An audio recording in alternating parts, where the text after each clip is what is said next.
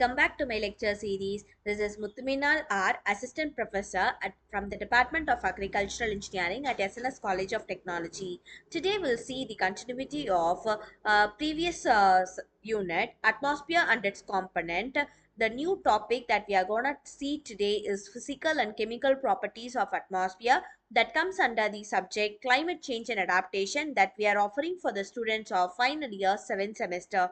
Before going into the session, let us have a small recap what and all we have seen at the previous lecture series.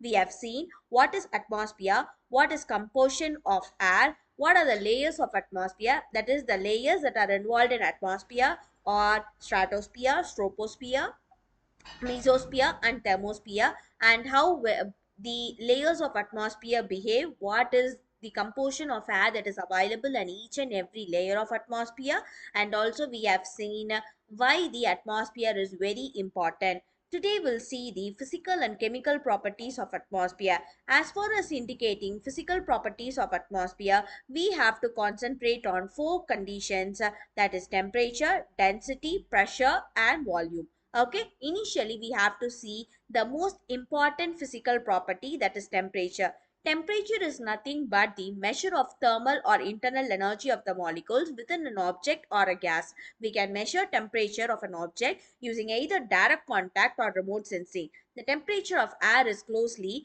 related to the other atmospheric properties, that is pressure, volume and density. Here you guys have to note it down that whenever there is a change in pressure, volume or density, then it indicates that there is a change in thermal or internal energy of the molecules.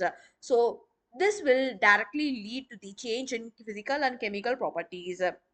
The second one is density. The density measures the heaviness of an object. That means that if you're going to consider a water, the density of the water would remain same. Similarly, if you're going to consider a solid particle, that is a biscuit, the density varies depending upon the quantity and the quality of that company brand. So the heaviness or the solid closed packed material, the molecules are packed together like that, it forms a very closely packed material. So if that object is made up of the very closely packed material, then that will be related to the heaviness of an object or how closely packed the substances is. This is how the density could be varied. The next one which we have to consider is pressure. Pressure is nothing but the force that is exerted over an area or an object. This usually behaves under the gravity pulling on it or the other motion that object has. In means of molecules at the air that helps us to produce pressure through both their weight and also through their movement, and this pressure is usually connected to the other property of the atmosphere. And the fourth one that we have to identify is humidity. That is, humidity is a measure of the amount of moisture at the air. It helps to whether we are comfortable it is to be outside or if there is enough moisture to create the clouds. So this is how the humidity, pressure, temperature and the density plays a major role under physical properties of atmosphere. The next one that we have to know is chemical properties of atmosphere. Here I have shown you a tabular column that indicates the molecular formulas and chemical compounds, that is argon, methane, acetone, chlorine monoxide, ammonia, nitric oxide, nitrogen dioxide, etc.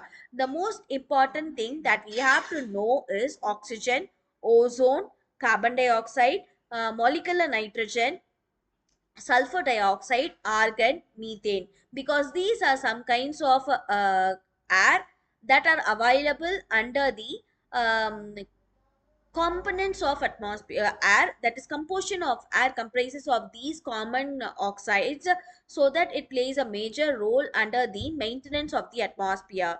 The second one that we have to identify is the processes that are involved in atmosphere.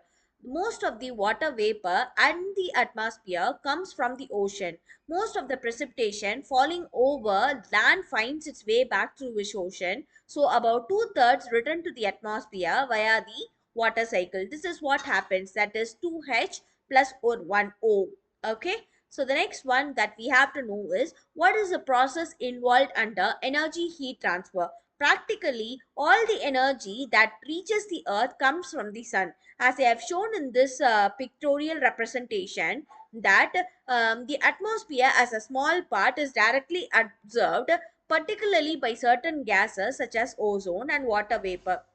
Some energy gets reflected back to the space or to the cloud or to the earth's surface, and also this energy will get transferred between the earth's surface and the atmosphere via conduction, convection and radiation.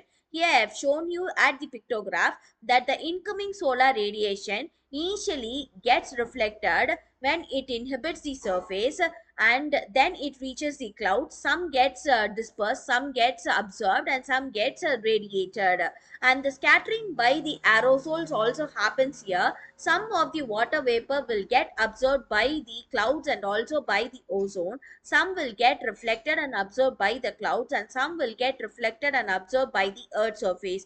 This is what happens under the energy heat transfer. So at the atmosphere, there happens a very bigger process cycle which helps us to maintain the climate as of now. So if there is a very minute change in that, what happens in the sense, it will inhibit a climate change which can't be mitigated by us in the near future. So that is why we are keep on trying to identify and evaluate the amount of energy that could be transferred at the earth's surface, and how much of solar radiation gets inhibited at the earth's surface. So this is what I have prepared, and also I have to show you that conduction, convection and radiation, which plays a major role under the heat transfer, has a major part under chemical properties of atmosphere. Conduction is nothing but the process by which the heat energy is transmitted through contact with the neighboring molecules. Convection transmits heat by transporting group of molecules, and radiation is the one that transfers of heat energy without the involvement of physical substance. So this is what I have prepared for today's class. I have also included a reference video. If you guys have any kinds of doubt or anything, you guys can ping me anytime. See you at the next class. Thank you.